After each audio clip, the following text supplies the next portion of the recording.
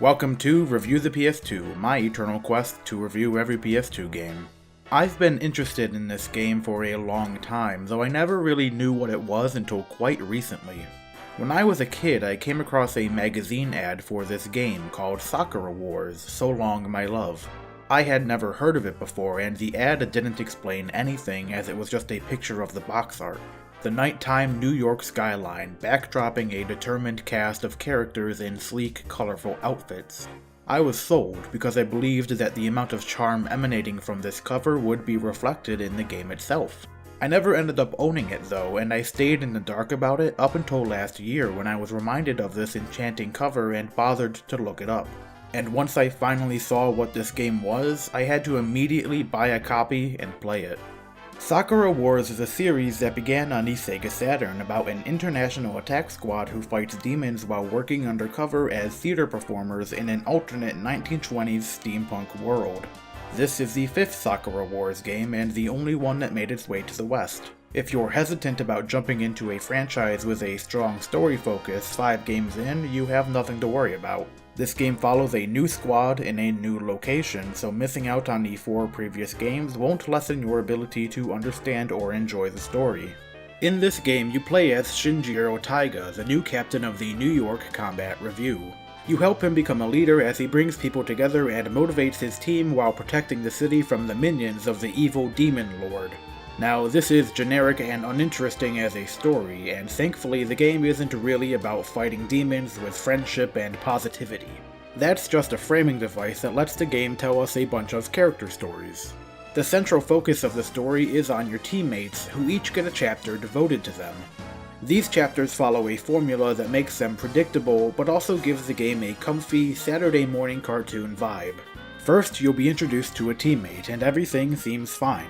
The characters are all likable and from a distance would seem to be one-note tropes. This one is gentle and loves nature, this one is the southern girl, this one is energetic and childish, and this one is cold and serious. But once you spend more time with them, you begin to see more complex characters who each face a serious emotional issue, existential crisis, or moral conflict. You see how these problems affect themselves and everyone around them, and then the villain of the week appears, and their motivation has something to do with whatever problem a character is facing. The team goes out to fight the bad guys, and then a character overcomes their problem to save the day. Victory pose, rinse, and repeat. This formula, which is generic and would feel at home in many episodes of My Little Pony, keeps you hopeful because you know that even when you're watching a character sink lower and lower into a pit of despair, you know that there's a happy ending waiting for them. These uplifting and spirited character arcs are where the game's story finds its strength, and I could think of no better soundtrack to pair with this feel-good story than one full of big band jazz and swing. Now, much of the game is the typical visual novel fare. Run around Manhattan, find optional events, talk to people, romance some fine ladies, all that jazz. Central to Sakura Wars' visual novel gameplay is Lips, which is a system where all of your responses have time limits and will either hurt or help your relationships. In addition to just making dialogue choices, you'll also be asked to do QuickTime events with the analog sticks in order to perform an action poorly or well. These can be quite tense, because every choice, every word, and every action has serious weight behind it. Sakura Wars isn't just a visual novel, it's also a tactical role-playing game where your fighting potential is drawn out from the relationships you have with your teammates. There are no levels and no equipment. Everything about your strength is determined by how close you are with your team. Do and say the wrong things, and not only will your waifu not fall in love with you, but she'll also suck at fighting. This is why there are dozens of save slots. You can really damage your team through social retardation, and it helps to be able to go back and redo parts of a chapter. Take it from me, I only kept one save file, and I accidentally asked 3 of my teammates out on dates, and stood up 2 of them. I locked myself out of 2 endings, and a third of my team was considerably weaker for the rest of the game. So save often, and use multiple save files, and you can prevent a lot of trouble down the line and control the story more to your liking. Every chapter ends with a couple of these segments, except for the endgame, which is more densely packed with them. Sakura Wars' battles are governed by the arms system. It's a gridless system where movement and actions are determined by the number of action points each character has. If you are familiar with Valkyria Chronicles, you'll note that it's pretty much a simpler version of the Blitz system, because some of the developers for that game also worked on this one. Every enemy and allied unit gets a turn each round. When it comes to one of your turns, you'll be given a set number of action points with which you can perform a variety of actions. You can chain regular attacks together, do a joint attack with another teammate, use a special attack, defend, heal, charge your special meter, or move to a different area of the map. You are given complete freedom to do any of these things in any order you wish, as long as you have the action points to spend on them. The cost of these actions is determined by your stratagem, which you can set to offensive, defensive, or neutral. Your stratagem can make your offensive actions cheaper and stronger at the cost of not being able to heal, or make guarding only cost 1 point at the cost of not being able to use your special attacks. Each battle has its own objective that defines how you're going to be playing and what stratagem will work best for you. One mission is about rescuing these petrified people, and so prioritizing speed is a no-brainer. There are a couple survival missions as well, where it's important to be able to tank lots of damage.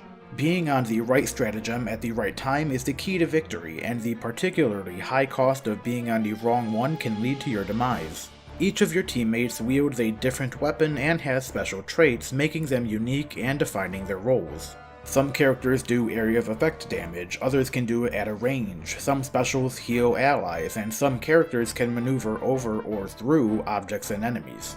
Everyone is special in their own way. Except for you. In combat, Shinjiro is somewhat of a vanilla unit, but because he's the leader, he has a couple of unique actions. For example, only he can switch the stratagem. Whenever it's Shin's turn, he can call any teammate to him for help, and if someone is close by, he can talk to them or offer to protect them. Doing this raises the trust factor between the two characters and strengthens their relationship just a tad more. Battles don't require any kind of complex strategy to win.